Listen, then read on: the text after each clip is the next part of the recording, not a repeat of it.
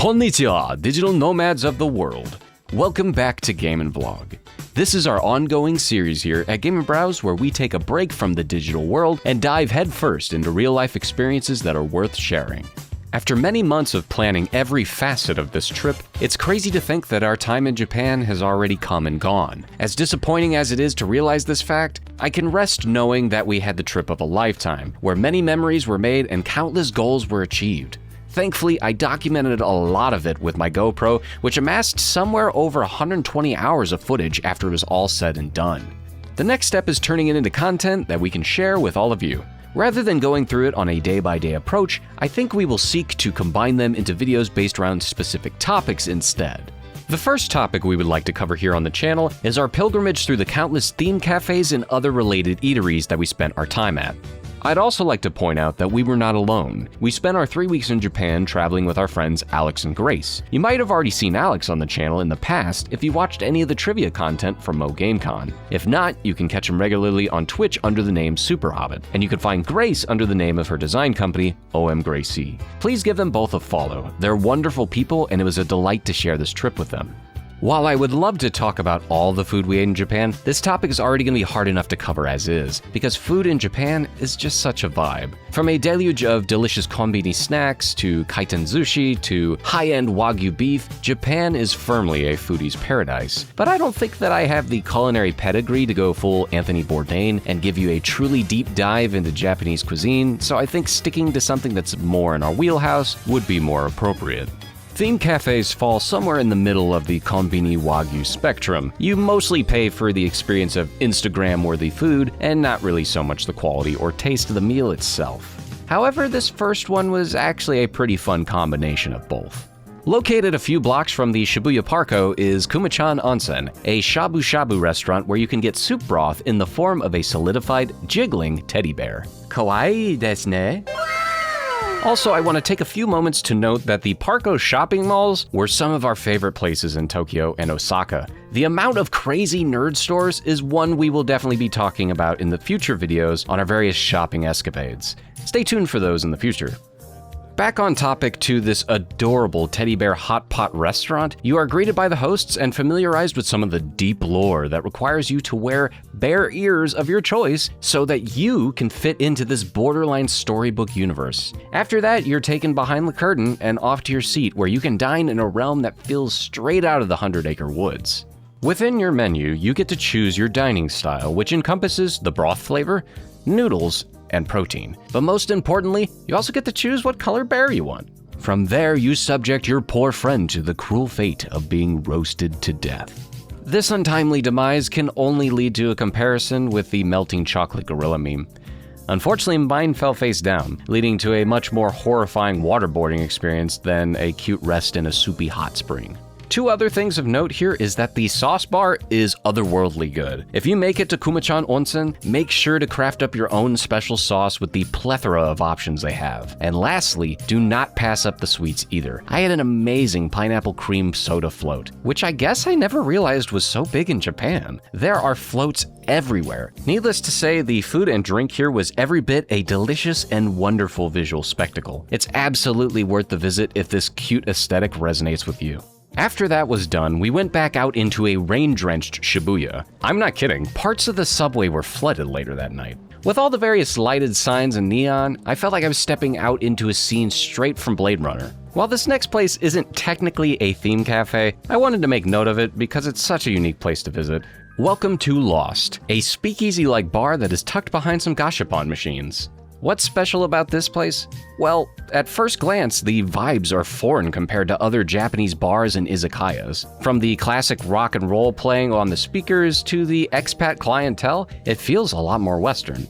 And that's because Lost was created in part by English YouTuber Chris Broad, who you might know from his channel Abroad in Japan. As a longtime subscriber of the channel, I had to at least stop by and enjoy the mood that this bar brings on a dark and rainy night. The cocktails were good to boot, especially this fruity and stylish drink I had called Too Much Volcano. Not into alcoholic beverages?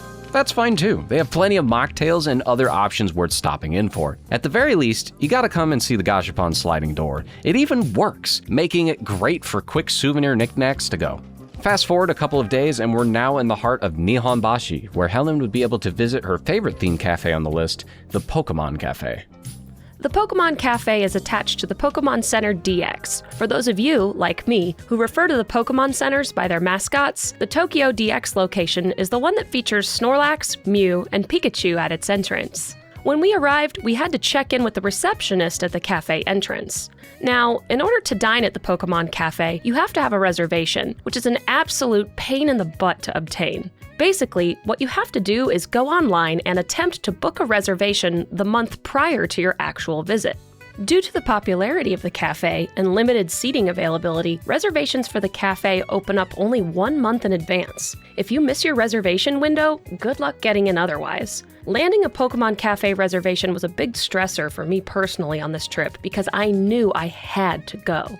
Thankfully, with the help of a Japanese proxy cafe booking service, they were able to help us land a Pokémon Cafe reservation during one of the available dates that we gave them. Just to clarify, that's how hard it is to get a reservation here. We actually had to pay a third party a modest fee to help us get into the cafe. Yikes. By the way, these proxies are not endorsed by the Pokémon Company International, so don't go telling on me. Your girl had to do what she had to do. Waiting in line for the Pokémon Cafe, I started to feel very emotional. I've seen the cafe advertised for years now, and there's only 2 of them on the whole planet, both of which are in Japan. I never thought I'd actually make it here. This was such a huge goal for me as a lifelong Pokémon fan. Hearing the Pokémon Center music in the background and seeing the interior of the restaurant slowly come into view as we rounded the corner, I was just overwhelmed. In a good way, of course. We placed our order on a tablet, being sure to have everybody order a variety of different dishes, so as to experience as many Pokémon-themed treats as possible. These dishes were absolutely works of art. I've never been much of a food Instagrammer, but the 4 of us agreed we had to take a ton of pictures before we could actually start to dig into the sheer art put before us. Some of the things we enjoyed included Charizard's flamethrower curry plate, Snorlax's tummy-filling nap lunch plate, and Pikachu's best friend's curry plate. In addition, of course, to Gengar's Confuse Ray smoothie, Pikachu's sparkling ice cream soda float, and Mega Ampharos's glitter sparkle caramel cream cake. Some of the special dishes and drinks even came with coasters and stickers as souvenirs. As for the taste, the food was good. Now, it wasn't the best thing we ate in Japan, but it certainly wasn't the worst thing we had in Japan. I'm looking at you, Fami Chiki. Totally overrated. But most importantly, what the Pokémon Cafe really was a fabulous experience. When you come into a place like this, or any other licensed restaurant, we all know you're really paying more for the experience, the privilege of being there, more than anything. And the Pokémon Cafe totally delivers on that front. Every hour, the mascot for the cafe, Chef Pikachu, comes out with a staff member and performs a little variety show. Pikachu circulates around the cafe, singing and dancing for all to enjoy. Clapping and singing along with Pikachu to If You're Happy and You Know It, along with the rest of the cafe patrons, has become one of my most precious core memories now. I am so grateful that I got to experience this. In addition to the atmosphere, the food, and the show, there are some fabulous photo ops around the cafe that you can explore freely as you wait for your meal, including this one of the Chef Pikachu pair under the cafe marquee. Say Chizu! Near the front counter, where you pay the bill for the meal, there is a huge wall of cafe-branded merchandise, where Aaron and I spent a small fortune on souvenirs, including a Chef Pikachu plush for the game room, and some cute cafe-themed dishware and cutlery for the curio cabinet in our kitchen at home. Don't sleep on these souvenirs, as they're not sold anywhere outside of the 2 Pokémon cafes in Tokyo and Osaka. The Pokémon Cafe is truly a great fit for anybody who has even a mild interest in the Pokémon franchise. I know it'll be at the top of my dining experiences list for a long time to come. Along the way through the areas surrounding Nihonbashi, we walked down to Roppongi to finish the night at Gonpachi, which is not a theme cafe, but is definitely worth a quick note because this was the izakaya that inspired the famous fight scene in Kill Bill Volume 1. If you're a fan of Quentin Tarantino, definitely stop by for a kanpai and soaking in the vibes. It's within walking distance of Tokyo Tower, and the food here was absolutely delicious. Next up on our nerdy food tour was the one that I had been looking forward to the most, the Final Fantasy XIV Eorzean Café in Akihabara. For context, this specific theme cafe focuses on the ongoing MMO installment of the Final Fantasy franchise, something of which I have been playing for over a decade now. I was part of the first wave of 2.0 players, clocking many hours on the clunky PS3 edition before transitioning to the PC many years later. It might be extremely geeky to say, but given that I spent 12 years of my life with this one particular character, I feel like I lived an alternate life through my character, and visiting this cafe was something of a sentimental journey. Overall, the food here was pretty solid. I wouldn't call it anything remarkable, but it got the job done, and some of it was cute to boot, which is starting to become somewhat of a theme throughout this video. Nonetheless, a good amount of presentation indeed. The real star of the show here is the plethora of drinks, which for the teetotalers out there also come in a variety of non-alcoholic options as well. Each item you order gets you a random coaster to add to your collection. You also get to choose at least one of the coasters when you make the reservation, per the head count. Naturally, I chose my main class that I play these days, and then the rest of my table generously volunteered to pick coasters that I could dole out to my free company mates back home. The only complaint is something that I didn't realize until it was too late. When they sat us down at our table, I noticed that something seemed a bit off. It felt a bit sterile. There were some cool armaments on the wall and monitors playing clips from the game, but none of this matched what I saw online. Then it hit me. They sat us in a separate overflow room. Absolutely disappointing that I missed out on the main cafe. That's the area that truly brings the concept to life. Thankfully, with some kindness and my best Japanese skills that I could muster, they did let me walk over to the main cafe to do a walkthrough and some quick video and photos. Overall though, total bummer. In the end though, the pilgrimage was worth it. Even if you don't play the MMO, any fan of the Final Fantasy series can at least appreciate what's going on here. And if not, you're still in luck. There's plenty of other nerdy food options in this immediate vicinity. Pasela is a resort group that does a variety of theme cafes and other collaborations. Right in this very building was a Monster Hunter bar, Luida's bar inspired by Dragon Quest, and the Grand Cypher Kitchen inspired by Grand Blue Fantasy. We didn't end up going to any of these since we're not super into any of those franchises, but I did end up hitting the Monster Hunter vending machine outside for a refreshing lemon squash drink. Sidebar on the vending machine topic. People aren't joking about how legendary the vending machine culture is in Japan. They have just about everything available within reach. The convenience is insane. With over 5.5 million machines in operation, the density of vending machines is approximately one machine per every 23 people.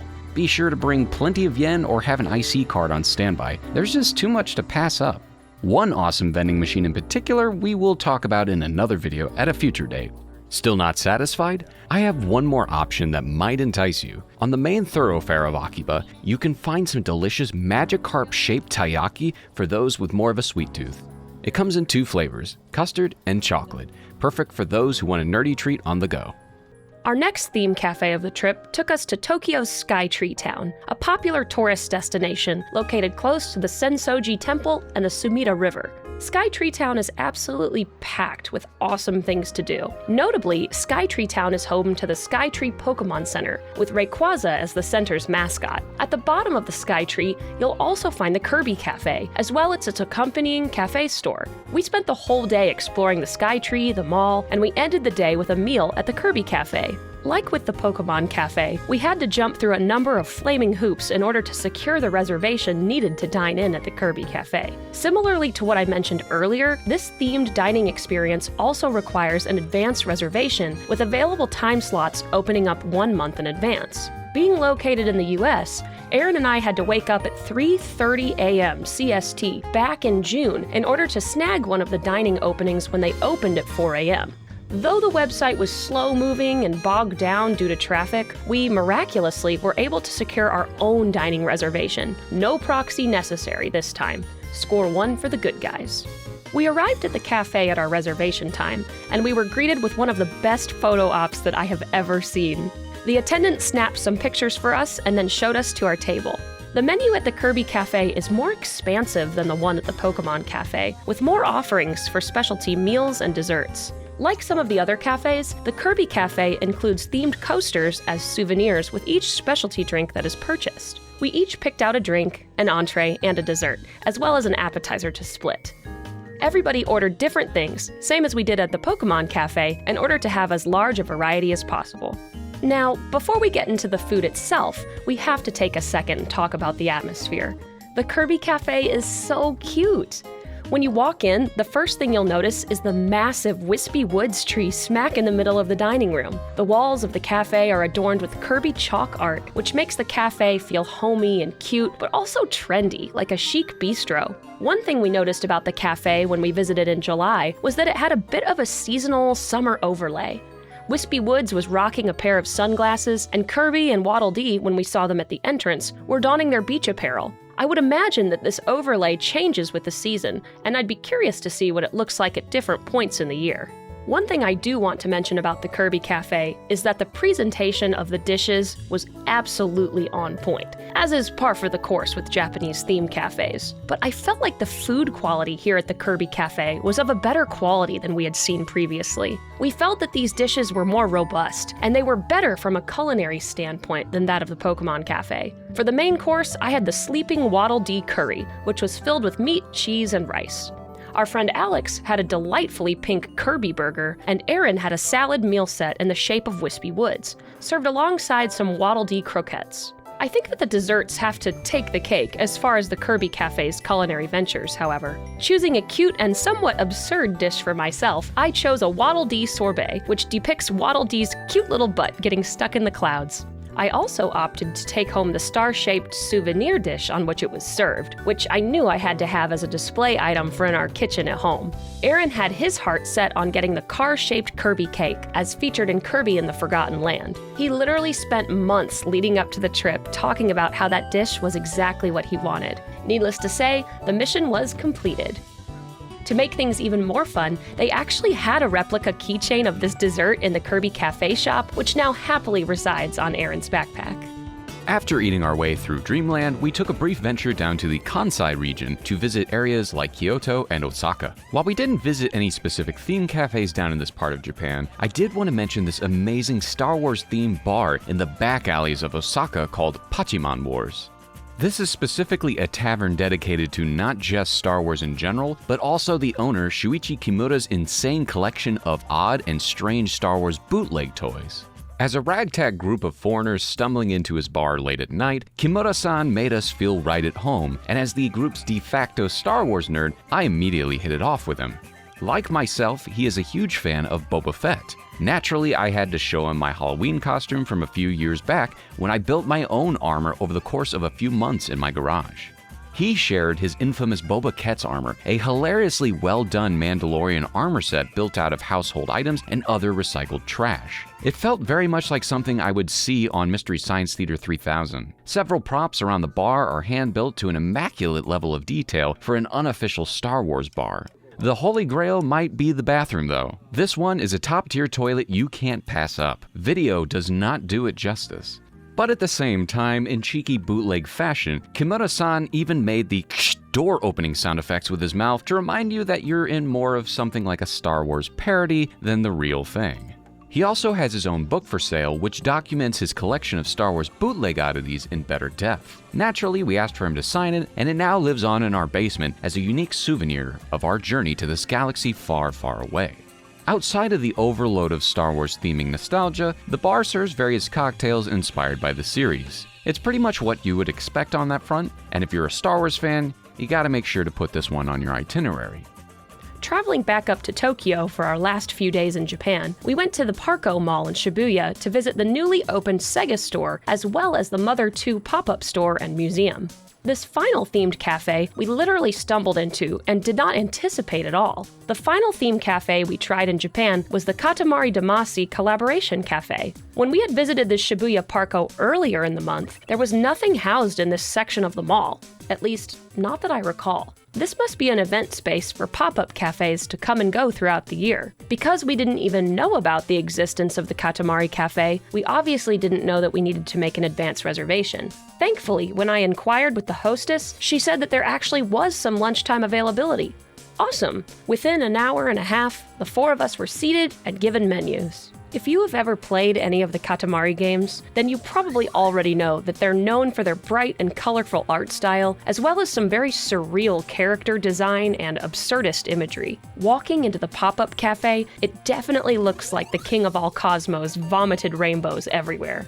In addition to the art displays and photo ops, the walls were actually signed by people who worked on the game. How awesome is that? There was also a pop-up store at the front of the cafe that sold tons of Katamari-themed tchotchkes, which I, of course, happily indulged.